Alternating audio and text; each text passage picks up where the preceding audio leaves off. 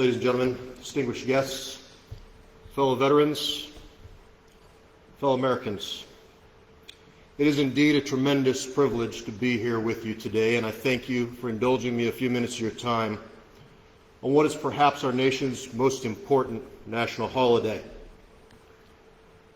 The Bible tells us, greater love has no one than this, that he laid down his life for another. Now, regardless of your religious beliefs, I think it very difficult to disagree with that idea. In 1776, the American patriot Thomas Paine wrote, "What we obtain too cheap, we esteem too lightly. It is dearness only that gives everything its value.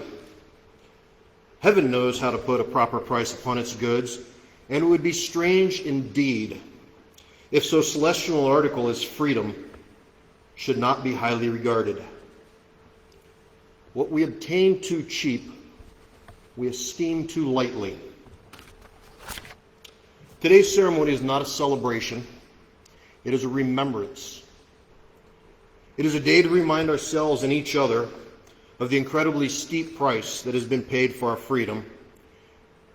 And we must ensure that we neither forget the price nor squander this precious gift which has been given to us.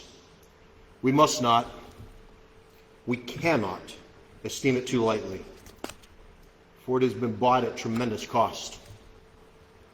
We're gathered to remember and honor those American service members who paid that cost, who laid down their lives for us. And if I may be so bold, I think it also fitting and necessary that we thank and honor the families of the loved ones of those heroes who died. If you've never done it, or even if you have, I encourage you to sometime today take a minute on the internet and search the phrase Memorial Day gravesite. Memorial Day gravesite. Then scroll through the images. They will tear at your heart.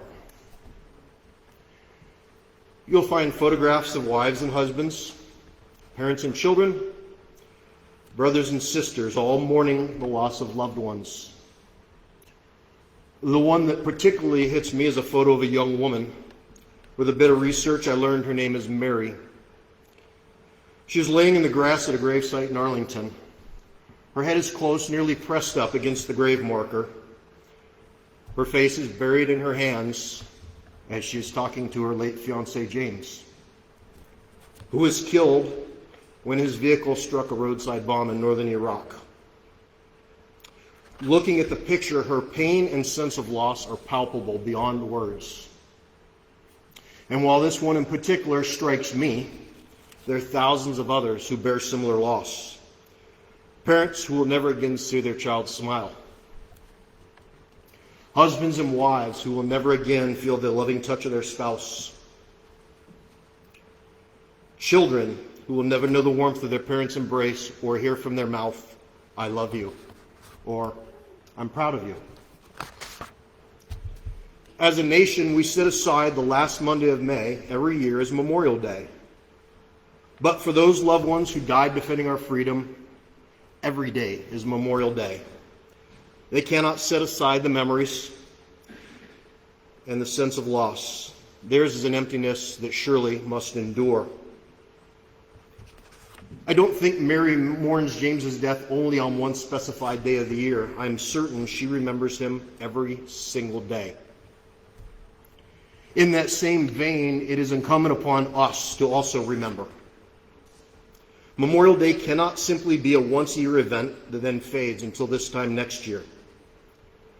Today's remembrance must serve to renew our gratitude and, in turn, strengthen a sense of commitment and dedication to our community and our nation that lives in us throughout the year. Today, we remember those heroes and thank their loved ones with our words and with ceremonies such as this.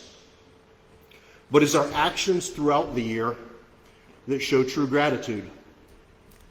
We honor their sacrifice by living as responsible Americans, living every day with thanks and spending ourselves to not only preserve, but also improve our nation. We do so through the exercise of basic responsibilities, such as voting and engaging in responsible dialogue about civic issues, respecting our laws, our nation, and indeed each other. We stop and stand with respect for our flag and our national anthem, even when we're in a hurry, and even when those around us are not doing so, because we know that it is more than just a piece of cloth. It is more than just a song. Those symbols are the very embodiment of something much larger than each of us as individuals. And we embrace the very idea that we must live for the greater good, and that many things should come before our personal interests. We're patient and kind with each other and know that the 30 seconds we spend letting the other person go first, or the 2 minutes spent stopping to help a stranger, pale in comparison to the sense of goodwill that our act creates. We graciously forgive mistakes and understand that they are not a personal attack against us. We engage in responsible debate, understanding that thoughtful disagreement is healthy, but we decline to engage in hateful and destructive comments, arguments, and vitriol such as those that seem to have taken over social media. We make our community better through honesty and integrity, doing what's right even when no one is looking or will know what we did. We own up to our mistakes, and moreover, we encourage those values in others. We stand up for our rights and for the rights of others, but we also know that there is a difference between something being a right and something being the right, decent, and respectful thing to do. We know that success in life is hard-earned and rarely, if ever, comes without failure in the process. Yet we embrace those failures as lessons and dare to rise again and again to the challenge, because we know that in the end, our courage and persistence will be rewarded. We better our community by supporting it with our time, our talents, and our money. We join and support community and charitable organizations because we know that many hands make light work, and we relish the opportunity to pay forward the blessings we have received in our own lives. We attend school concerts, plays, and athletic events, even if our own child is not in them, because we understand the importance of encouragement and satisfaction of playing to a packed house.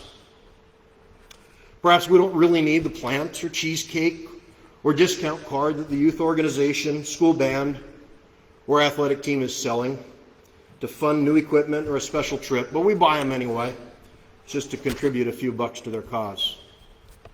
And we always stop to buy lemonade from the 8-year-old's roadside lemonade stand. And we drastically overpay for that 25-cent cup, because we want to encourage the next generation, teach them that honest hard work and an entrepreneurial spirit will be rewarded. And we know that their success will reward our community and our nation in the years to come. We volunteer as tutors, organizational leaders, and coaches to mentor our youth, because we know that the seeds that we sow in them today will, in the future, bear the fruits of a greater community and nation. Every time we perform one of these or any of the other countless acts of civic duty, courage, or kindness, we offer resounding thanks for the gift of freedom that no words can equal. The old adage indeed is true. Actions speak louder than words. As I close, I'd like to briefly tell you about Jessica Buchanan. Most of you have probably never heard of her, but her 60 Minutes interview on YouTube is an absolute must-watch. Jessica Buchanan. I dare you not to get misty-eyed with pride by the end of her interview. I watched it a dozen times, and on the 12th time, I was still misty-eyed with pride. See, Jessica was an American aid worker in Somalia who, along with a Danish colleague, was kidnapped by terrorists in the fall of 2011. After 93 days being held hostage in the middle of the Somali desert, she and her colleague were rescued by SEAL Team 6 in a daring midnight raid. After the initial firefight in which the team killed the 9 captors and rescued the 2 hostages, they were waiting for the helicopters to arrive to airlift Jessica and her colleague to safety. The SEALs became concerned there might still be a threat, so they had Jessica and her colleague lay down. The SEALs then formed a circle around here, and a couple of SEALs laid down on top of them.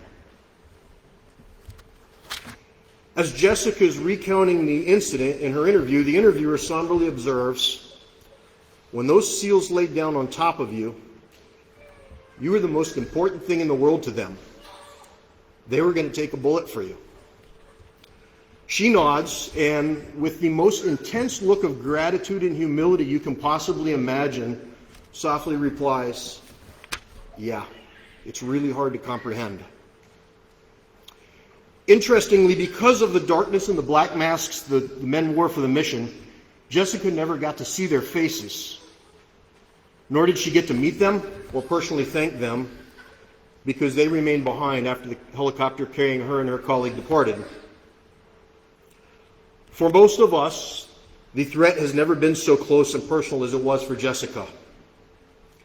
But we have all had members of our armed services form a circle around us and lay down on us to protect us. And unlike those SEALs who were uninjured in their mission, over 1 million brave American heroes have taken a bullet or some shrapnel to protect us.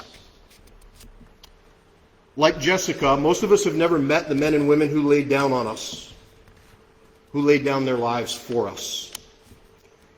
But we do have the opportunity to thank them through our attitudes and our actions. And we do know their faces, because their faces, there's the face of freedom. Thank you for your time. God bless our community, and God bless America.